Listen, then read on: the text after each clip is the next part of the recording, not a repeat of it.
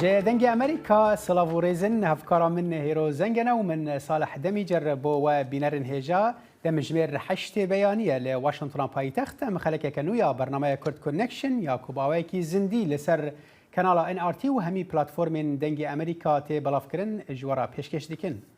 بەشێک لە بابەتەکانی ئەم بەرنامەیەمان بریتین لە مەراسیمی بە خاکسپاردنی شاژنی بەریتانیا سەردانی نانسی پلۆسی بۆ ئەرمینیا، کۆبوونەوەی ئەنجومەنی گشتی نەتەوەی گرتوەکان لە نیویۆرک، ناڕەزایەتیەکانی نێو ئێران لەسەر کوژرانی ژینە ئەمینی و گرژی و ئاڵۆزیە سیاسەکانی عێراق. ئەم هەروەها بەحسا خۆپێشاندانێکێ کە لە ئستانبوڵە ترکیە بووە لە دژی جڤاکە LGBTQ و هەن مەجارێن دژی دیکەن.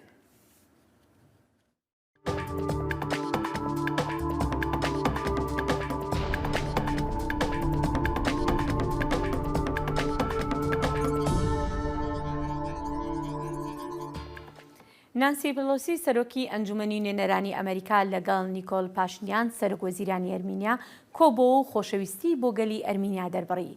لە کۆبوونەوەکەی ڕۆژی یەکشەمەیاندا پاشنیان سوپاسی ئەمریکای کرد بۆ هەڵوێستی ڕوون سەبارەت بە دانان بە جینۆسایدی ئەرمەنەکان، کوشتن و دەرکردنی بە مەبەستی ئەرمەنیەکان لەلایەن تورکەکانی ئیمپراتۆریەتی عوسمانیەوە لە ساڵی 1950 لە کاتی جەنگی جیهانی یەکەمدا. پیلۆسی ڕۆژی شەمە گەیشتە ئەرمینیا کە بۆ دووهەم ڕۆژ بوو ئاگربەستی ڕاگەیەندرا بوو پاش ئەو شەڕەی لەگەڵ ئازەربایجانی دراوسێ ڕوویدا و نزیکەی 200 سەربازی لە هەردوو وڵاتدا تێدا کوژراوە. ئەرمەنەکان و ئازەریەکان هەر یەک ئەویتر تۆمەتبار دەکەن بە هەڵگیرسانی خولێکی نوێی شەڕ و تۆپبارانکردنی سنوورەکانیان.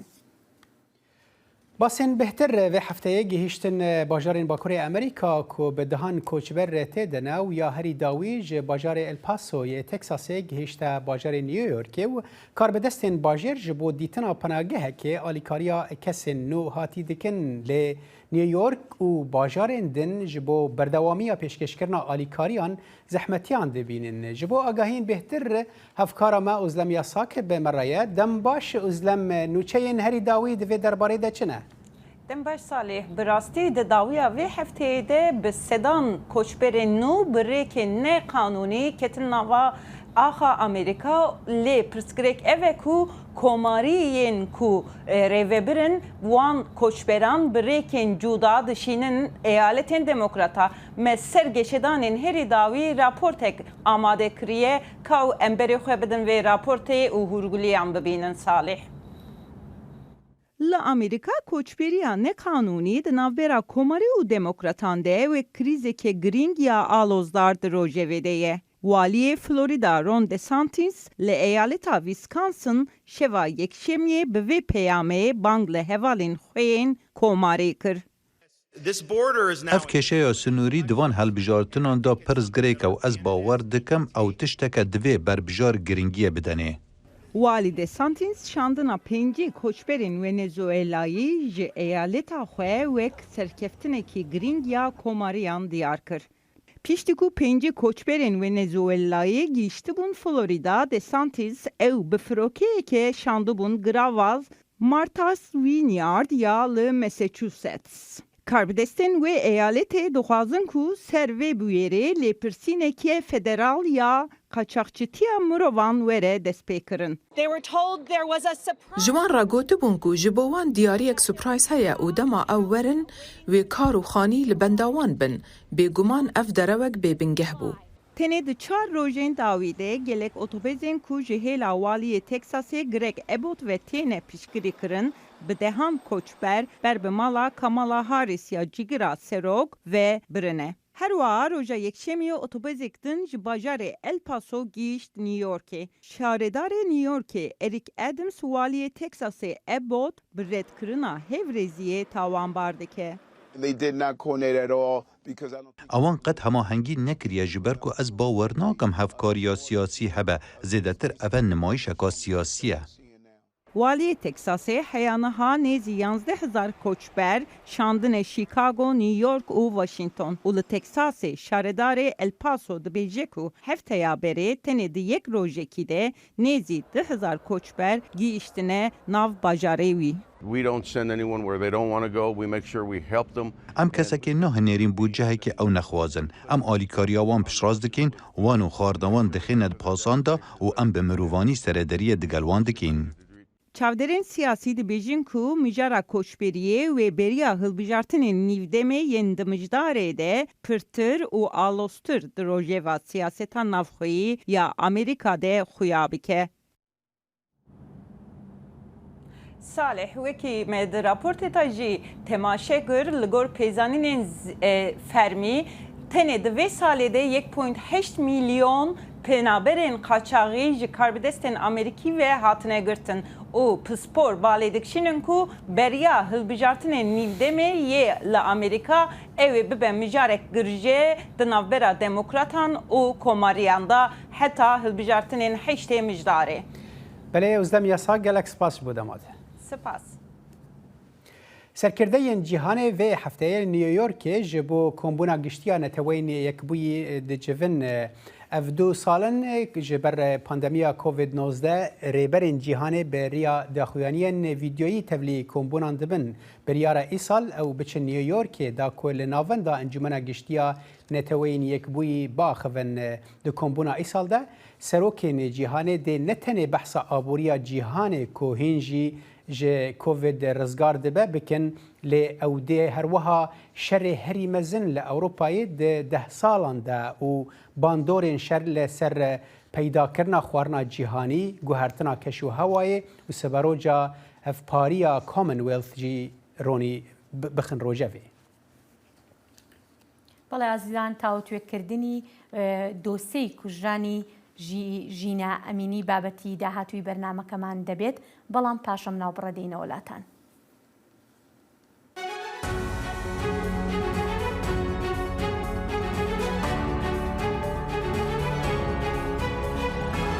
چاوی واشنگتن بەرنامەیەکی هەفتانەیە لە بەشی کوردی دەنگی ئەمریکاوە ئامادە و پێشکەش دەکرێت. من بەڵێن ساڵح هەموو ڕۆژانێکی هەینی لەگەڵ پسپۆڕاندا تاوتوێی گەرموگورترین بابەتی ڕۆژ دەکەین لە پەیوەندی بە سیاسەتی دەرەوەیی ئەمریکاوە. لەگەڵمان بن.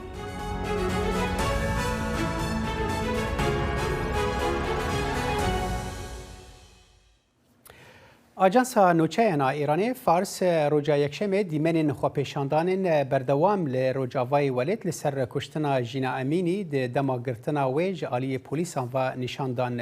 Polîsên Îranê gaza rondîkirê ji avêt da ku xwepêşandan li xwepêşandana ku li bajarê Senendecê ku piranî Kurd lê dijîn belav bike ku bi sedan kes ji bo şermezarkirina kuştina kombûn. Malpera Ajansê Kurd vîdyoyeke belav kir ku tê de gelek jin û mêr tevlî xwepêşandanekê bûne û dibêjin ku şîrovekirina polîs ya derbarê mirina Emînî de nedurist e. Doza jînê Emînî ya 22 salî ku sêşema borî hat girtin piştî ku polîsê Irşadê yê Îranê awayê danîna we ya hicabê şaş dît li Welêt bû sedema nerazîbûneke giştî bi taybetî li ser medya civakî. Polîsan got ku ew ji ber krîza dil miriye û iddiayên işkencekirinê û destrêjiyê red kirin. Ajansa Nûçeyan derengî yekşemê ragihand ku polîsan çend kes ji nav nêzîkî 500 xwepêşanderan jî girtin ku roja yekşemê li meydana Azadî ya Senendecê paytexta Parêzgeha Kurdistana Îranê kombûbûn Faris got xwepêşanderan camên otomobîlan şikandin û bermîlên gilêşê yên kolanan şewitandin. Emînî ku ji بنەمالێکە کورد بوو ڕۆژە شەمیە لە باژارێ سەقەز لە ڕۆژئاوای ئێرانی هات بنئاخکردن پشتی مەراسیما ڤەشارتنا wê xwepêşandan derketin û polîsan ji bo belavbûna xwepêşandanan gazên rondekirêj avêtin.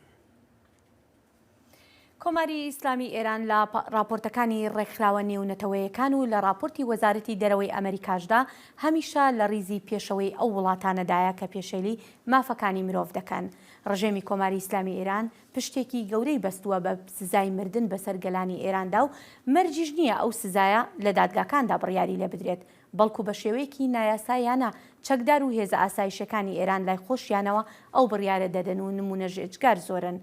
چەند ڕۆژێک لەمەوبەر کچە کوردێک سەردانی تاران دەکات و لەوێش بەبێ ئەوەی ئاگادار بێت لەچکەکەی سەری کەمێک دەترازێت و ئیدی ئەمە دەبێتە بیانوویەک بۆ دەسەڵاتدارانی پۆلیسی ئیرشاد یاخود پۆلیسی ڕەوش لە تاران تا پەلاماری بدەن و دەستگیری بکەن. پاش دەستگیرکردنی ژینات ئەمینی دەکەوێتە حاڵەتێکی بێهۆشیە و دەگاتە نەخۆشخانە کە سوکاری ژینا دەڵێن بەهۆی لێدانەوە دووچاری جەڵدەی مێشک بووە. بەڵام پۆلیسی تاران دەڵێت ئەمە بەهۆی جەڵدەی دڵەوە بووە هەرچەندە کە سوکاری دەڵێن هیچ ڕابردوویەکی ئەو نەخۆشیی نەبووە. ئەمەش کاردانەوەیکی زۆری لێکەوتۆتەوە و لە سەرانسەری ئێران خۆپشاندان ڕوویداوە و هەروەها لە شارە کوردیەکانی ئێراندا مانگرتنی گشتیش ڕوویداوە. ئێستاش پرسیارە سەرێکیەکە ئەوەیە لای ڕایگشتی ئەوەیە کە بۆچی دەسەڵاتدارانی کۆماری ئیسلامی نیکۆڵی لە ڕاستی ئەو ڕووداوە دەکەن. بەم پرسیارەوە دەچینە لای میوانەکانمان. پارێزەر ساڵح نیکبەخت لە تارانەوە لەگەڵماندایە و هەروەها محەممەد هۆژەبری سەرۆکی ڕێکخراوی کۆمەڵی مافەکانی مرۆڤی کوردستان لە بەلجیکاوە لەگەڵماندایە. زۆر سوپاستانەکەم بۆ بەشداریکردنتان لەم بەرنمەیە. کاک ساڵح بالای تۆ دەست پێ بکەم، ئایا سزایەکی یاسایی هەیە بۆ ئەو کاری کە پۆلیسی ڕەوشت لە تاران کردوێتی بەرامبەر بە ژینە ئەمینی تا لەبەر ئەو شێوەیە بێکە ئێران ئێستا نیکۆڵی لە شێوازی دۆسێکە دەکات؟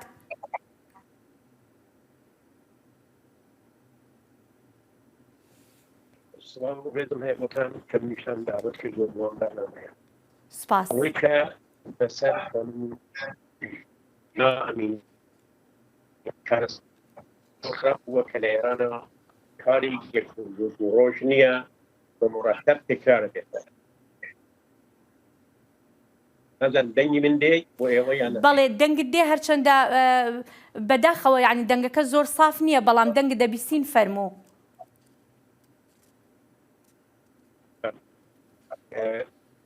ئەوەی کە پێش هاتووە لە ئاردینیە ئەڵکو بە سوێرەی ئەو قەوانە کە بەڵاو ئەبێتەوە و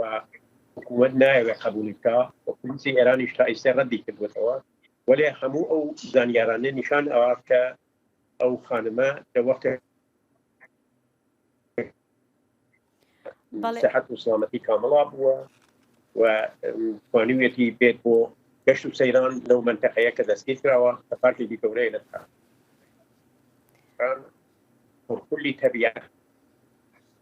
و لەبەر ئەوە کە خانمێک بۆ وەردشکار بووە سنی لاو بووە هیچ مشکلێکی نەبووە و بەرخلافی ئەوەی کە ڕێژیم ئێران ئێلامی کردووە کە ئەوە پێشتر نەخۆشینی بووە هیچ نەخۆشینێکی نەبووە. بنابەرئین ئەبێ حتمما حادثەیەکی بۆ پێش هات بێ کە ئەو دوای 2 ساعت دوای دەستگیرکردنی کار ئەگەیتە ئەوێ کە هەم دڵی ڕاوەستێ بە هەم مێشکی بە هەروەها هەرکوو کولیە پێشی دەکار ئەکەوێ و بێسلا مەرگی مەغزی بۆ پێشتێ، یعنی لە نەزەر مەغزی و کولەن فەوت ئەکا و هەر ئەوەیش بۆتە باعیسیەوە دوای کەمتر لە 3 ڕۆژ کە لە بیمارستانە بووە و هیچ ئاسارێکی حیاتی بۆ ئەو تەوی نەبووە فەوتکە بە بڕوای مافناسان و هەروەها پزیشکی مەغز و جۆمجەمە و ئەو شتانە ئێلامیان کردووە ئەوە بە احتمالی زۆر زەربەی مەغزی خواردووە لەبەر ئەوە لە گوێی ئەوە و هەروەها لە چاوانیا ئاساری قرمزی ینی خوێن وجودی بووە و هەر وەختێک کەسێک زەربەیە بووە کاسەی سەری ئەشکێ لە لای خوارەوە و ئەبێتە باعیس ئەوە کە بروزی بیرونی ینی نیشانەی بیرونیەکەی ئەوەیە کە لە گوێشکەیە یا لە چاویە ئاساری خوێنڕێژی هەیە. بەڵێ بەڕێزنیک بەخت لەگەڵماندا بمێنەوە پاشان دێمە سەر با بڵین لێکەوتەی یاسایەکانی ئەم ڕووداوە کە ڕوویداوە چ کاریگەریەکی یاسایی دەبێت بەڵام پێش ئەوە دەمەوێت بچمە لای کاک محەممەد دەمەوێت بزانم جەنابتان وەکو ڕێکخراوی مافەکانی مرۆڤی کوردستان زانیاری با بڵێن پشت بە زانیاریەکان لە ناو ئێرانەوە دەبستن دەمەوێت بزانم ئێستا ڕەوشی ئێران چۆنە بە تایبەتی شارە کوردیەکان کە باس لەوە دەکرێت مانگرتنێکی گشتی لەوێ بەڕێوە چووە ئەمڕۆ بەڵێ ئەمڕۆ لە سەرەتای دەستپێکی بەیانیەوە مانگرتن لە هەموو شارەکانی ڕۆژهەڵاتی کوردستان دەستی پێ کردووە هەر لە سەقزەوە سنە هەموو شارەکانی پارێزگای ورمێ و شارەکانی پارێزگای کرماشان و پارێزگای سنە و بەشێکی زۆر لە ئیلامیش مانگرتنی سەرتاسەریان دەست پێ کردووە هەمویان بەشدار بوون لەو هەڵمەتەیە بەڵام لە پێش نیوەڕۆی ئەوڕۆ گرژیەکان لە دیواندەرەوە دەستی پێ کرد و ئێستا لە بەپێی ئەو زانیاریانەی کە دەست ئێمە کەوتووە لە دیواندەرە لە سەقز لە سنە و لە سەردەشت گرژیە کاتوەتە ئاراوە کە هەم بریندار هەیە لە شارەکانە هەمیش دەست بەسەرکردن هەیە بەرحاڵ پۆلیس کەوتووەتە بەر ئەوەی بەر تەقەکردن لە جەماوەر و لەو کەسەخۆ پیشان دەرانە تەقی ڕاستەوخۆوەکان هێزە نظامیەکانی ئێران لە خەڵک و گازی فرمێسک ڕێژ ئەژڕێنێتە ناو ماڵەکانیانێ وای لێ هاتووە بەتایبەت لە شاری سەقزاکە هێزە ئەمنیەکان هێزە چەکدارەکانی کۆماری ئیسلامی ماڵ بە ماڵ خەریکن لە ناو گەڕەکەکانە ئەگەڕێن و بە گازی فرمێسکرێژ بەرەو ناو ماڵەکان خەریکن تەقاکەن دۆخەکە دۆخێکی زۆر ئالۆزەوە لە سنە سەقز و مەریوان بە تایبەت ئەو سێ شارە هێڵەکانی ئینتەرنێت زۆر لاواز بوو لە هەنێک شوێنە هەر یەکسەر هێڵەکانیان بڕیوە بۆەوە زانیاری دەرەوە نێت و ئەو ئەگەر دۆخێکی ئەمنی زۆر یەتە ئاراوە زۆر قرس یەتە ئاراوە ئێمە زانیاری نەتوانین وەربگرین نەگەێمە ئەو کەسانەیانەوێت لە ناوخۆی کوردستان زانیاری وەربگرن زانیارێکی ئۆتۆمان دەست نەکەوێت لەلایەکی کەیشەوە ئەگادارین کە بەتایبەت بۆ شاری سنە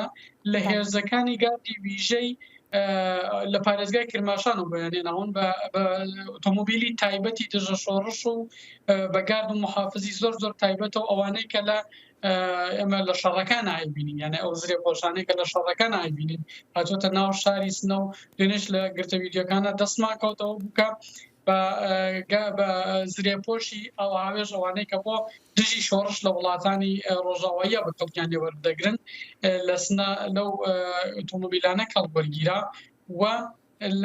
لە ناوەڕاستی شاری سنە لە سنتەری شاری سنە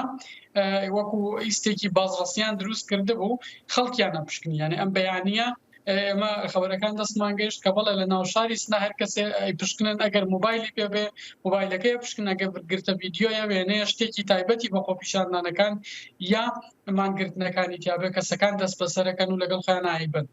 بەڵێ بەڕێزنیک بەخت دێمەوە لای جەنابەت دەمەوێت بزانم چ جۆرە لێکەوتەیەکی یاسایی ئەبێت ئەم کارە کەواتە مەبەستمەوەی ئایا کە سوکاری ژینە ئەمینی مافی یاساییان هەیە بە چ شێوەیەک دەتوانن مافی یاسایی خۆیان بەدەست بهێنن پێشێک بە گومان بێ خانەوادەکەیان بە تایبەت و باوکیان بێن لە تارانە یا بۆ خۆیان یا پارێزەرێک هەڵبژێرن بۆەوە دژی ئەو کەسانە کە ئەم کارەساتیان پێشێنەوە و بە گوێرەی ئەو شتانە کە من پێشتر گوتم ئەمە لای من و لای دۆستەی پارێزەران و مافنەسان اعتقادمان بەوەیە ئەمە ئەبێ لەم بارەوە داخوازی خۆیان مەترەحکەن ئەو شکایەتەیش لە دەستگای دادوەری ئێرانە موردی ڕەسیدەگی قرار بگرێت ئەمڕۆ کە ڕئیسی دەستگای دادوەری ئێران ئێلامی کردووە ئێمە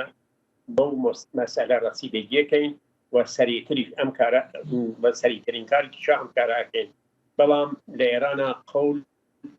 زۆر لەگەڵ ئەمەدا تەطبیق ناکرێت. بەڵێ کاک محەممەد دێمەوە لای جەنابەت دەمەوێت بزانم وەکو ئاماژەی پێکرد بە ڕێزنیک بەختیش ئاماژەی پێکرد کە دەڵێت با بڵین سەرۆک کۆماری ئێران داوای لێکۆڵینەوەشی کردووە لەمبارەوە هەروەها وەکو دەستگاکانی ڕاگەاندن ئاماژەی پێکەن تەلەفۆنی بۆ باوکی ژیناش کردووە و هەروەها هەندێک لە دەستگاکانی ڕاگەاندن ئاماژەش بەوە ئەکەن کە بەرپرسی پۆلیسی ڕەوشت یا گەشتی ئیرشاد لە تاران لەسەر کارەکەی دەرکراوە. ئایا ئەم شتانە دەبێتە هۆی هێوربوونەوەی ناڕەزایەکان لەسەر ئەم بابەتە؟ لە ڕاستیدا ئەو شتانەی کە گشتە ئاماژەتان پێکرد ڕووی داوە، بەڵام ئەوە نەک نابێتە هۆی ئەوەی کە نارامیەکان دۆخەکە هێورتر بێتەوە، بەڵکو جەماوەری خەڵکی کوردستان و ئێران یعنی ئەویان دوای چلوچەند ساڵ پێزانیوە کە ئەگەر گۆڕانکاریەک بەهۆی گوشارێکی جەماوەریەوە لە ئێران بێتارەوە، ئەو گۆڕانکاریەکی بنەڕەتی نیە و بۆ گۆڕینی سیاسەتی دژەکردەوەی کۆماری ئیسلامی هەمبەر بە جەماوەری خەڵکی دانیشتووی کوردستانیا ئێران نییە، بەڵکو تەنیا بۆ ئەوەیەکە وەکو سوپاپێک، وەکو ئەوەی کە بەرحاڵ دۆخەکە تۆزێک هێور بێتەوە لەوە هەر ئەو کەسەی کە ئەڵێن لایان بردووە لە سەرکاری و نام دووریان سۆدە یا شتێکیان بەسەرهێناوە لە شوێنێکی باشترەوە بە پۆستێکی باشتر و بە بەرحاڵ پلەیەکی باشترەوەدا دەمەرزێت و لەوانەیە بەهۆی ئەوەی کە ئەزمونیشی بووە لە بەرحاڵ لە کوشتنا یا لەسەر کوتکردنی شۆڕینەکە شۆڕشێکە هینێکی پلە بەرزتری پێبن، یانە پلەیەکی بەرزتری پێبن و بڕوان بتوانن لە تەجربەکانی کاڵگەر بگرن. لەبەر ئەوەیە لە ڕاستیدا نەک خەڵکی نەک جەماوەری ڕۆژهەڵاتی کوردستان و ئێران، بەڵکو ڕێکخراوە مەدەنیەکان و ئەنجیوەکانیش پێیان وانییە کە ئەم دۆخە ئەم کردەوەی بەسا سیستمی دەسەڵاتداری ئێرانە لەبەر دڵسۆزیە لەبەر ئەوە نییە کە لانی خەڵک ئەگرێت، تەنیا لەبەر ئەوەیە کە ئەزانەی ئێستا ئالۆزیەکان و گرژیەکان زۆر بە زەرەری تەواو دەبێت و بەرحاڵ لەم دۆخەدا کە کۆماری ئیسلامی خەریکە ئێستا بەرحاڵ سەرۆکی کۆماری ئێران کۆماری ئیسلامی ئێران خەریکە بۆ نەتەوەی گرجەکان خۆی ئامادەکە بۆ ڕاوێژکردنێک لەم دۆخە زۆر بە زەرەری تەواو بێت ئەگەر ئالۆزی و گرژیەک لە ناو خۆی ئێران بێت بۆیە تەبیعیە یانێ زەربەل ئەجەلیەت ئەو کارە بکە بەپەلە شتێک بکات بۆ مشت دۆخەکە هێور بێتەوە دێت لەو لاوە ئەمە ئاڵێت وی ئەڵێ بەرحاڵ دۆخەکە هێورەکەینەوە بە چەندانە بەرپرسیان دێن ئەڵێن ئێمە بە چڕی پڕی بە شوێن کارەکەی ئاچین و لایەن یاسایی و چارەسەری ئەەکەین و لەلایەنی حقوقی و چارەسەری ئەەکەین، بەڵام لەلایەکی دیکەوە دێت پۆلیسی دژی شۆڕش دێنێت، لەلایەکەوە دێت زرێخۆش دێنێتە ناو شارێک، لەلایەکەوە دێت ڕاستەوخۆ تەقاکە لە خۆ پیشاندەران، یعنی ئەمە ئایا چارەسەرکردنە یا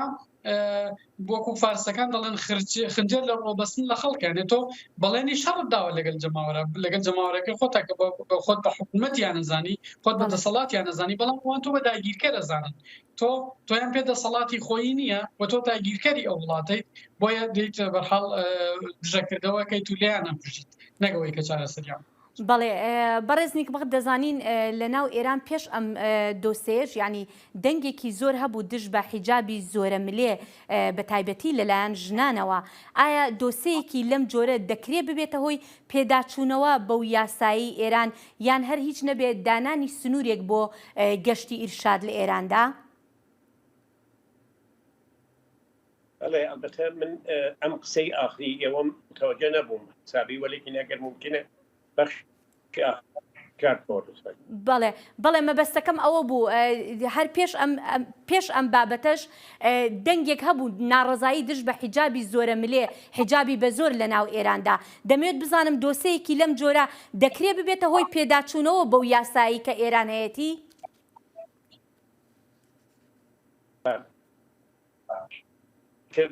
من ئەمەوێ سابقەی ئەم کارە لە ئێرانە ئەمە ئەوەلین جار نییە کە دانەوە یادە ڕاگرن بکوژێت تا ئێستێ زیاتر لە 10 نەفەر بەم جۆرە کوژراون و بەتایبەت بە ئیستیلاح گەشتی ئێرشادا حەوادثێکی زۆر پێش هاتووە و چەندین نەفەریشی هەر بۆها لە زیندانەکانە أنا أكثرا وقتك موضوعك تشتي زور سلس جميش هميشة إعلام مثلا حيثية واكل ولا وقت اعتراضات يخلطوا فست مردم كما بيتوا أما سيشوفوا كلامه يعني لبيع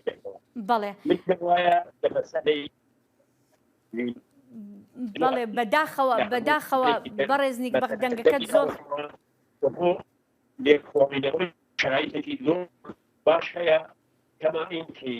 ئەگەرچی بڕواکراونیە بەڵێ بەداخەوە بەڕێزنیک بە دەنگەکەت زۆر خراپە صحبەتی کردە بەلایەکی تریشەوە ئیمڕۆ ڕئیسی دەستگای دادوەری داوە کە ئێمە ئەو مەوزوعە پەیگیریەکەین و ئەفکاری بەڵێ یعنی بەسلا ڕۆژنامەکان میدیاکان و هەروەها خەڵکی لە ئێرانە و بەشێکیش لەو کەسانەی کە ناڕازین لە ڕێژیم وەلیکن پێشتر جزوی دەستگای حاکمیەت بوون ئەوانیش ئەترازیان و چەند نەفەریش لە مەلایان کە معمولاً لەم مەوزوعانە تعینی ئەکەن کە ئایا ئەمە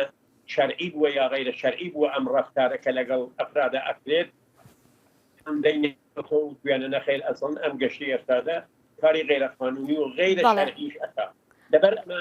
ئومیدواری وجودی هەیە کە ئەم قەزیە پەیگیری بکە ئەمما وەکو مێمانەکەی پێشووتان مێمانەکەی ڕۆمان پێشتر وتی فەرمووی ئەم کاران زۆر پێش هاتووە و تا ئێستا خەڵک لە بەرخوردێ لەگەڵ کراوە ڕازی نەبوون بەڵێ سپاس بەڵێ سپاس بەڕێزنیک بەخت سپاس دەکەم بەڕێز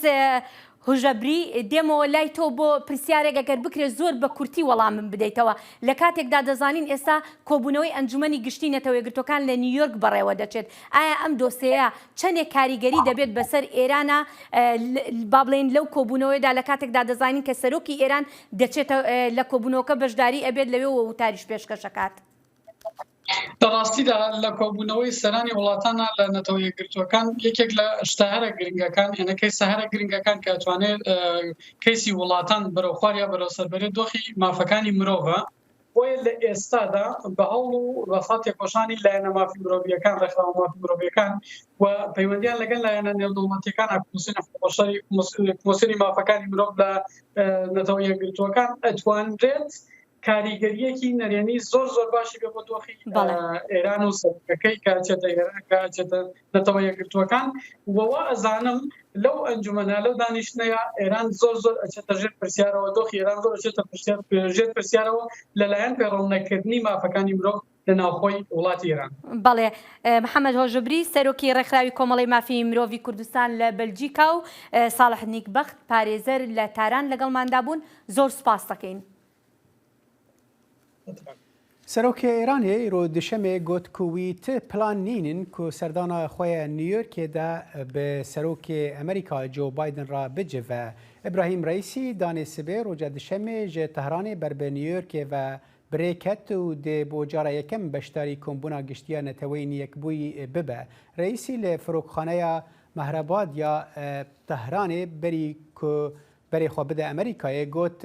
ti plana hevdîtin û guftûgoyan bi serkirdeyên Amerîkayê ra nîne axaftinên di navbera Îranê û hêzên cîhanê de li ser nûvejandina peymana navokiya sala 2015 sar bûne di hevpeyvînekê de li gel CBS ku roja yekşemê hat belavkirin Reîsî got ku Amerîka ne cihê baweriyê ye û daxwaza garantiyan kir ku dê Amerîka ji peymana dernekeve wekû ku serok Donald Trump di sala 2018 de derket. Reîsî got ti plana wî tune ku bi serok Biden ra li kêleka kombûna neteweyîn yekbûyî bicive ji ber ku ew ê ti encaman nede. Her çendî ku wî dubare kir Îran amade ye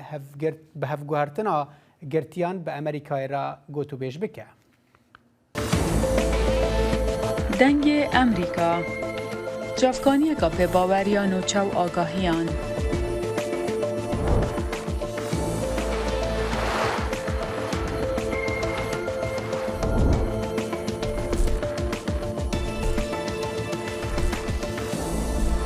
برای مالپر و پلاتفورم میدیا جواکیا دنگ امریکا بالا خوبدن پزانین و نوچین جیهانه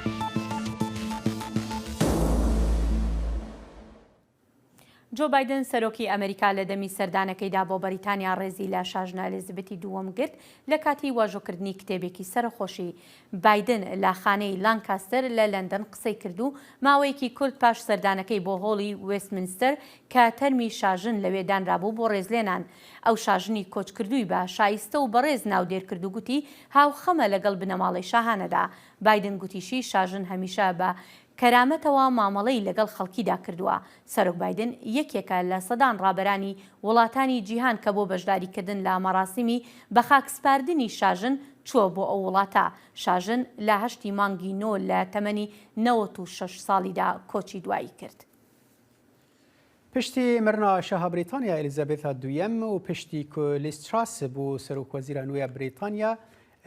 بریتانیا دکەوە قۆناغەکە نوێیە سەرکردایەتیە. تندبوونا سەرۆکوەزیر لیز تراس لە بەرامبەر رووسیا و چینێ وێ دە هەمان ڕووپەلێدا بە سەرۆکی ئەمریکا جۆ بایدن را دەهێلە. لێبەلێ چاودێر دەبێژن پشتگیریە تراس بۆ یاسەیەکێ کۆ دێ بەشێن دانوستاندنên بازرگانیên پشتی برێکزیتê لە ئێرلندا باکوور هەلوەشینە دکارە ببە سەدەما ئالۆزیەکێ di navbera بریتانیا و یەکێتیە ئەوروپیدا و ئاشتیا لە ئێرلندا باکوور تێک ببە. ji bo ronîkirina vê mijarê niha rêzdar Ezîz Osman şîrovekarê siyasî bi riya Skype ji Londonê bi me re ye. Dem baş mamoste Ezîz, mirina Şah Elizabeth û hatina Şah Charles dê çi li Brîtanya biguhere li ser erdê? Spas. Wekî hûn dizanin tedî بريطانيا بتايبتي بوي مرنا شاها بريطانيا اليزابيث بشم او جوهرتنا زيادة شينا بيت بريطانيا تجبر وكي بينر زانن بريطانيا ولاتكي بهتر سروك وزير ووزارة بريطانيا اوفيسي بريطاني كاري سياسي بهتر وكاري هندروي بريطانيا حموي او بريفد وكي عائلة يا شاه يا بريطانيا جبوفي كي بجمع وقهرتنا زيادة تشي نابي جبوي هاتنا سروك وزيرا نو ليز باشە ئەز ێ وەرم پشت ئەوە پرسە دەربارەی سەرۆک وەزیر دا مامۆستا دخوازم دەبێت دەربارەی هەنێکی ببینم دەربارەی هەفپاریە کۆمنوێلتا وڵاتên کۆمنوێلتا عەجەب وێت گوهارتن چێ ببن پشتی کۆ چارلز بوو شاهێ نوێ بریتانیا؟ دەدی سیاسەتە شاها ئەلیزابێث ئالیێ وڵاتەیە کۆنوەرست و ئینسانەکە بڕاستی 6 ساڵی تەدی شاه بوو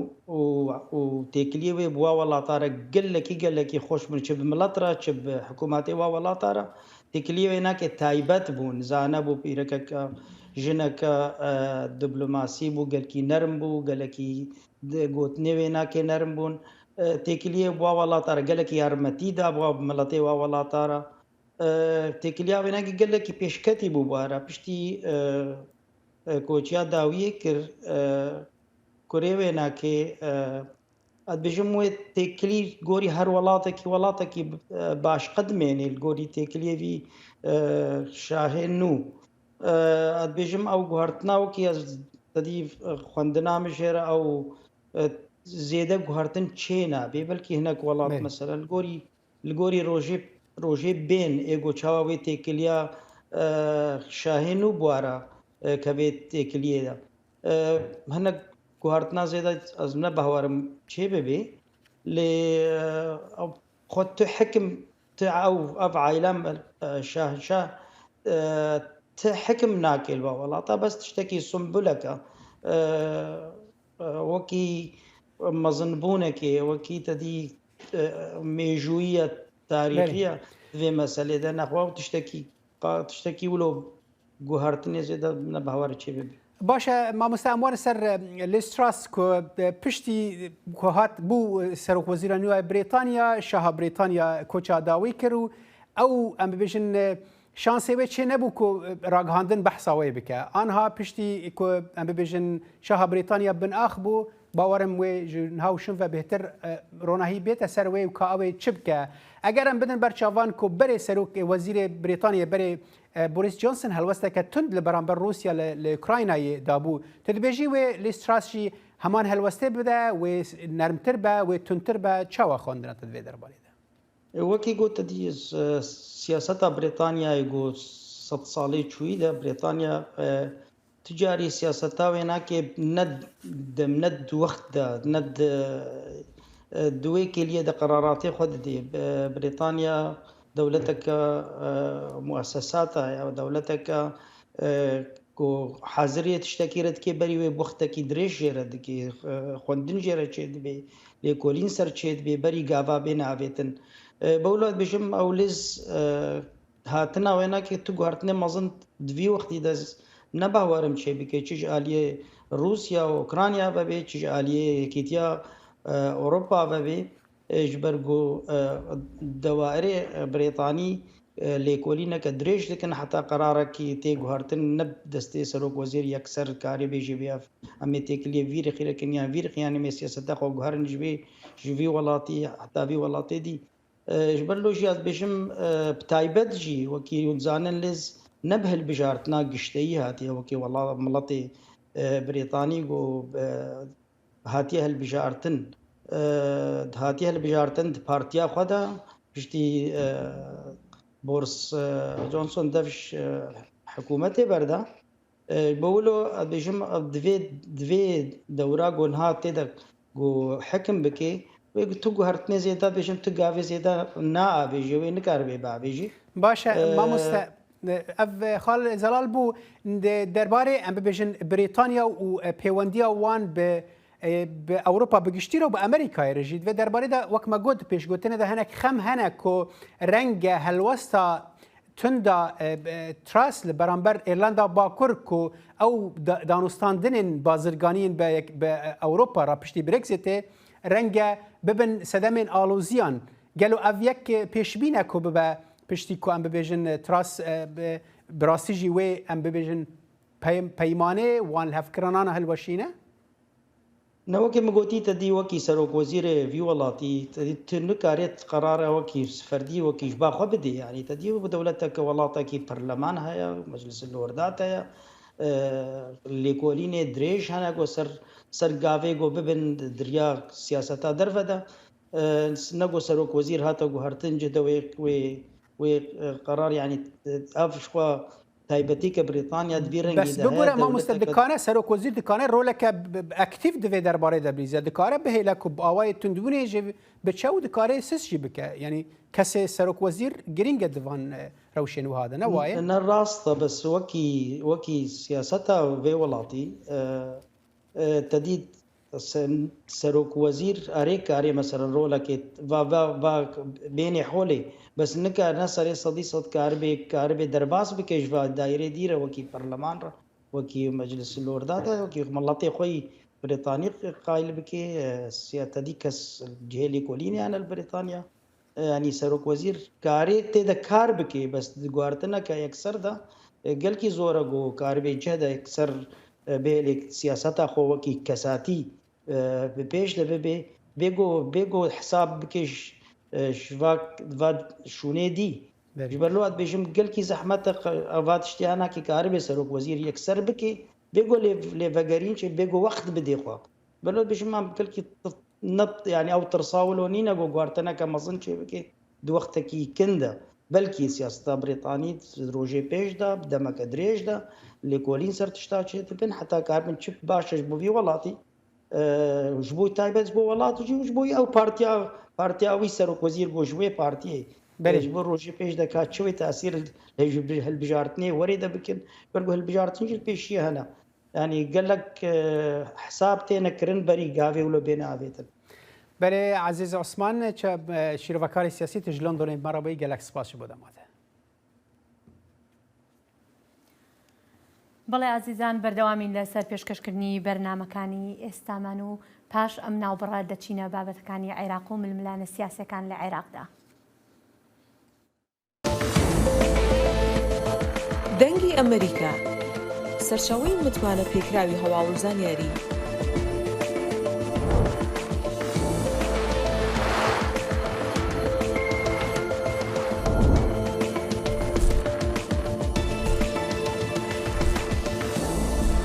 لە ماڵپەڕ و تۆڕە کۆمەڵایەتیەکانی دەنگی ئەمریکاوە ئاگاداری هەواڵ و گۆڕانکاریەکانی جیهان بە.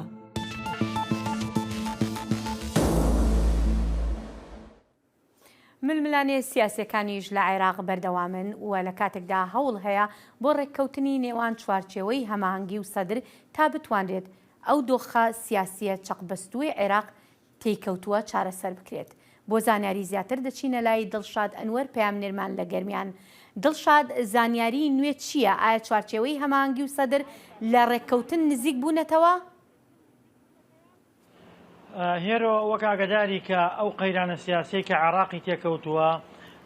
چۆن لە پێش ڕووداوەکانی یان با بڵێن مەراسیمی چلەی ئیمام حوسێن ڕاگیراوە یاخود قەتیسی بەستووە، ئێستا بە هەمان شێوە بگرە بە شێوازێکی تر. ئێستا تەنانەت چوارچێوەی هەماهەنگیش کە هێزە شیعە ڕکابەرەکانی سەدر لە خۆ ئەگرێ، ئەتوانم بڵێم هاوڕانین یاخود یەک گوتارنین لە چۆنێتی مامەڵەکردن لەگەڵ سەدرا. بەشێکیان پێیان وایە بە تایبەتی هادی عامری و با بڵێن حەیدەر عیبادی، ئەوان پێیان وایە کە نەرمتر لەگەڵ سەدرا مامەڵە بکەن و بۆ مجامەلەکردنی سەدر و لە پێناو نەگەڕانەوەی عێراق بۆ ئاڵۆزی هەوڵ بدرێت کە ئەگەر گۆڕانکاریش بکرێت بەڵام مستەفا کازمی لە پۆستەکەیدا بمێنێتەوە. بەڵام لایەنەکانی تری نێو چوارچێوەی هەماهەنگی بە تایبەتی مالکی و خەزعەلی و عەمار حەکیم ئەوان توندن و پێیان وایە دەبێت مستەفا کازمی سەرۆکوەزیرانی عێراق بگۆڕدرێ و حکوومەتێکی نوێ پێک بهێنرێ کە چوارچێوەی هەماهەنگی باڵەدەست بێت پێیدا و پێیان وایە ئەوەی کە ئێستا بەسەر چوارچێوەی هەماهەنگی و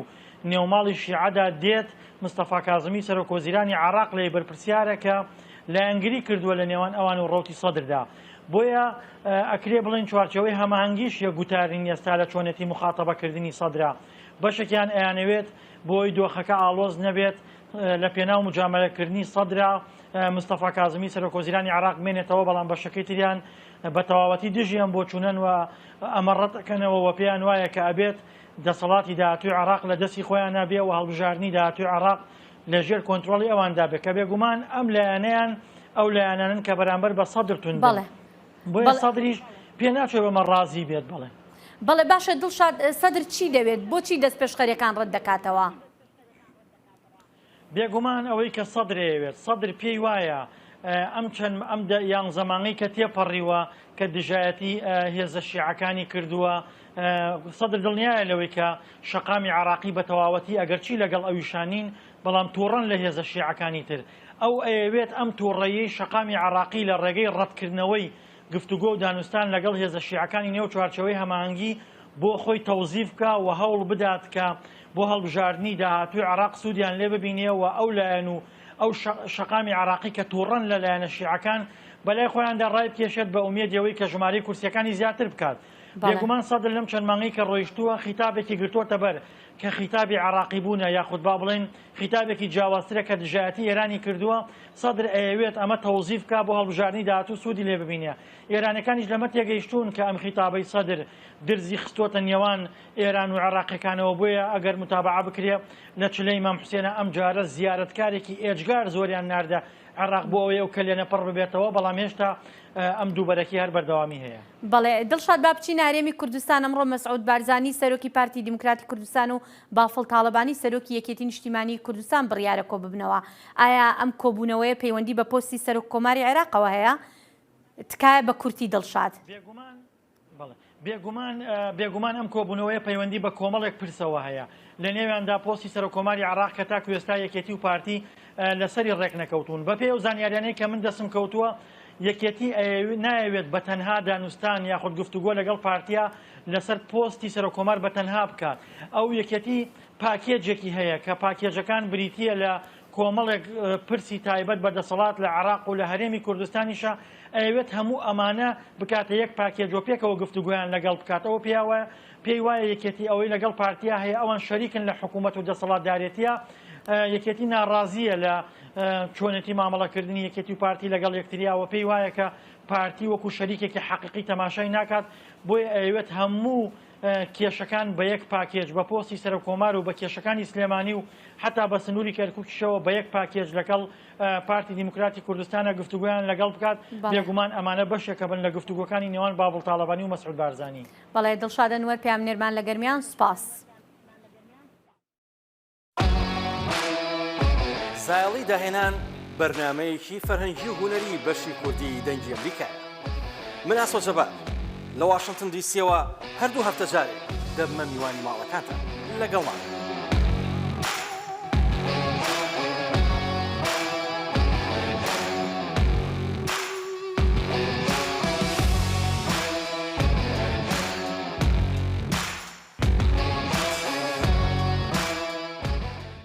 لی ترکیه گروپک دژی جوکا LGBTQ روجا یکشەمێ لە ئەستەمبۆلێ ڕێڤەچوونێک لە دارخست و داخواست کرد کۆ کۆمەڵەیەن LGBTQ بێن گرتن و چالاکیên وان بێن قەدەخەکردن لە خۆپێشاندانا هەری مەزن دە لە وەلێت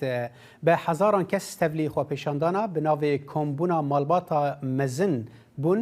کورسات میجان